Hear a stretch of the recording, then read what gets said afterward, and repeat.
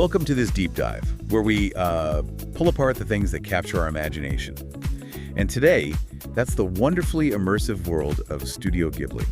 Ghibli. Yeah, fantastic choice. We've got a fascinating piece of research here that looks at what makes their films so, well, artistically special and why they've had such a global impact. Our goal, to basically give you the core insights so you can really appreciate what makes this studio such a true force in animation.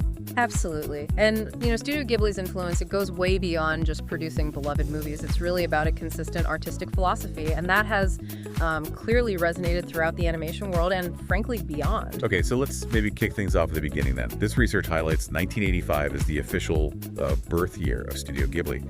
But there's a bit of a prequel, isn't there? A film that kind of paved the way. That's right. Yeah, the groundwork was definitely laid by the phenomenal success of Nausicaa of the Valley of the Wind. That was back in 1984, directed by the incredibly talented Hayao Miyazaki. Nausicaa, right.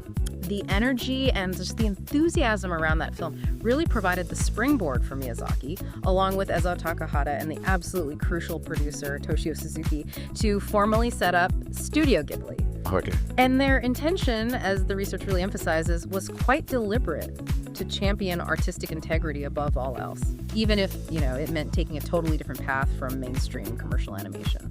That's a pretty bold move, especially back then in any creative industry, really. Okay. So these three individuals, Miyazaki, Takahata, and Suzuki, it sounds like they're a perfect storm of talent and vision. Precisely. You had Miyazaki, the visionary, really at the helm of so many iconic Ghibli films. His work is just marked by these incredibly rich, multi-layered stories and a real knack for creating female characters who are not only strong, but also deeply complex and, relatable. Yeah, definitely. And Takahata, who gave us the unforgettable Grave of the Fireflies, his films had a very different feel, though, didn't they? Quite distinct from Miyazaki sometimes. They did. Yeah, Takahata was a true master of emotional resonance. His films often explored more profound, sometimes more difficult, introspective themes. They showcased a different facet of what animation could achieve, a more grounded and often, heart-wrenching perspective. Grave of the Fireflies is just a prime testament to his incredible ability to evoke empathy through animation. Powerful stuff.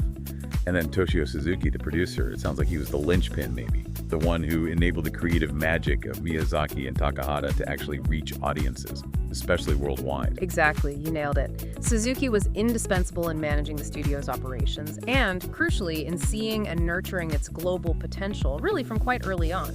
He navigated the business side of things with, frankly, remarkable skill, which allowed the artistic core of Ghibli to remain strong and focused. Right, protected in that creative space. All right, so with that foundation in place, a clear artistic mission, these three key figures, let's dive into what makes a Ghibli film instantly recognizable. The research really digs into their unique artistic style and animation techniques. And it's such a critical aspect of their identity, isn't it? What's so interesting and kind of amazing is their steadfast commitment to traditional hand-drawn animation. Yeah. In an industry that has largely, embraced CGI, Ghibli has mostly maintained this approach. And this gives their films a unique warmth, an organic feel that's quite distinct. Think about the texture you can almost perceive in the lines and colors. That's a direct result of this dedication. It really does feel different. You can almost sense the human touch in every single frame. And the sheer level of detail. I mean, the backgrounds alone are just breathtaking. And even subtle character movements feel so deliberate and meaningful. That meticulous attention to detail is truly a hallmark of their work. It's not just about creating something visually appealing, though it certainly is that. It's about building these fully realized worlds that completely immerse the viewer. Every element, whether it's the way light filters through leaves or the intricate details of a bustling marketplace, it all contributes to this deep sense of believability and, wonder. And the way they use color and lighting often creates this almost dreamlike atmosphere. It's so evocative. Absolutely. That soft, almost watercolor-like color palette and the very naturalistic approach to lighting are central to their aesthetic. But it's not just about looking pretty. The research points out how subtle shifts in color can actually underscore the emotional arc of a scene or highlight thematic shifts within the story. It's a very nuanced and powerful tool in their storytelling arsenal. So visually, they've carved out this incredible, unique niche. But their stories, the themes they explore, seem to connect with people on such a profound level, too. They really do. And one of the most significant aspects of Ghibli storytelling, as the research highlights again and again, is the recurring presence of strong female protagonists. Yes. And these aren't like one-dimensional characters. They're complex individuals who undergo significant personal growth and often drive the narrative in really unexpected ways. We see that across so many of their films, right? Yeah. Chihiro in Spirited Away, who starts off so unsure of herself and discovers this incredible inner strength. Or San in Princess Mononoke, fiercely independent and a fierce protector of the natural world.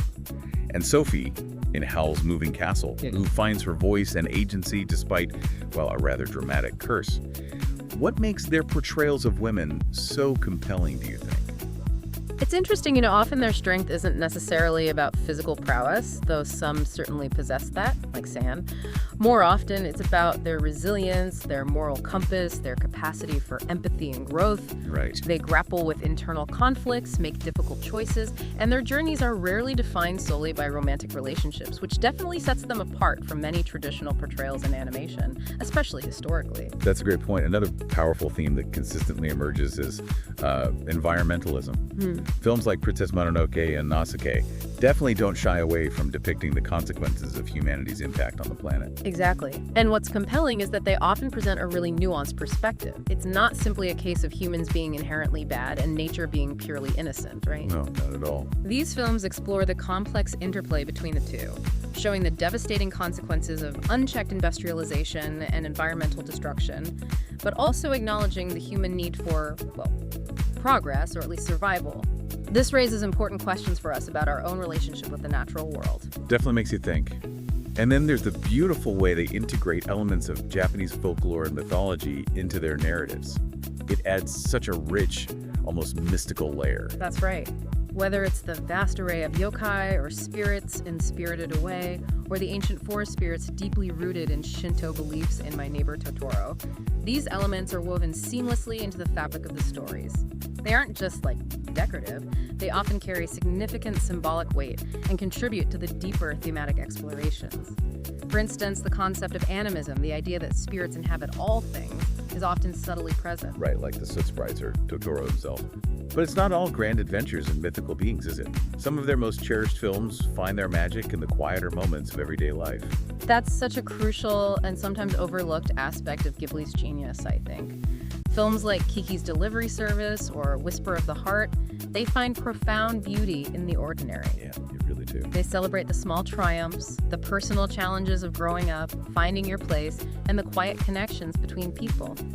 This focus on the human scale, on relatable emotions and experiences, is a significant departure from the often larger-than-life conflicts we see in, say, much of Western animated cinema. It's that ability to find the extraordinary within the ordinary, even within fantastical settings sometimes, that I think makes their films so universally appealing. And that appeal has certainly transcended borders. The research touches on their significant international recognition. Absolutely. I mean, Spirited Away's Academy Award win in 2003 was a huge moment, wasn't it? It really catapulted Ghibli into the global spotlight in a major way. Huge. But their influence stretches far beyond just awards. The research mentions how they've inspired countless animators and filmmakers around the world, including someone as influential as Pixar's John Lasseter, who has openly spoken about his deep admiration for Miyazaki's work.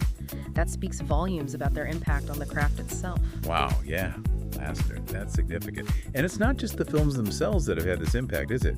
The Ghibli Museum in Tokyo sounds like a truly special place for fans, like a pilgrimage site almost.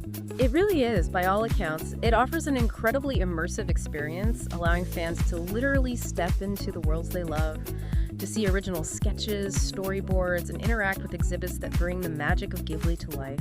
And of course, we can't forget the cultural phenomenon of Ghibli merchandise, those Totoro plush toys, the Gigi cat figurines from Kiki's. These have become instantly recognizable cultural touchstones, haven't they? They really have. You see that silhouette of Totoro, and it instantly evokes this sense of warmth and wonder. It's incredible branding, even if unintentional maybe. So when we step back and look at the bigger picture, what's the core of Studio Ghibli's enduring global influence? Well, if we connect this to the broader animation landscape, it's clear that Studio Ghibli has had a truly transformative and lasting impact. Their unwavering dedication to hand-drawn animation, their commitment to telling deeply resonant and meaningful stories, and their exploration of universal themes, often with a unique Japanese cultural perspective, have inspired countless creators and, frankly, expanded our understanding of what animation can achieve as an art form. Yeah, it broadened the scope, definitely. So to sort of bring it all together, this deep dive into Studio Ghibli really reveals a studio whose enduring legacy stems from this really powerful combination. Breathtaking artistic vision, stories that connect with us on a fundamental emotional level, an unwavering commitment to their craft, like you said, a consistent exploration of important themes like our relationship with nature and the strength found in unexpected places, and a cultural impact that's truly global and continues to grow. Exactly. And what's perhaps most remarkable, I think, is that they've achieved this level of global success and influence without ever really compromising their artistic integrity. They've kind of proven that you can create films that are both commercially successful and deeply personal artistic statements. It's not always an either-or. That's a really inspiring point. Which brings us to a final thought for you, our listener. What is it about Studio Ghibli's unique alchemy, that mix of artistry, thematic depth, and cultural resonance that has allowed them to capture the hearts and minds of audiences across so many different cultures and across generations? Consider what specific aspects of their films and their distinct approach to filmmaking might continue to spark creativity and shape storytelling in the years to come. It's a legacy that feels very much, well, alive and still evolving, doesn't it? It absolutely does. Still so much to appreciate and learn from. We hope you enjoyed this exploration of the future of marketing. And of course, don't forget to like, share, and subscribe to the Joshi Vibe Hop channel for even more amazing content. Keep experimenting, keep innovating, and until next time, happy marketing.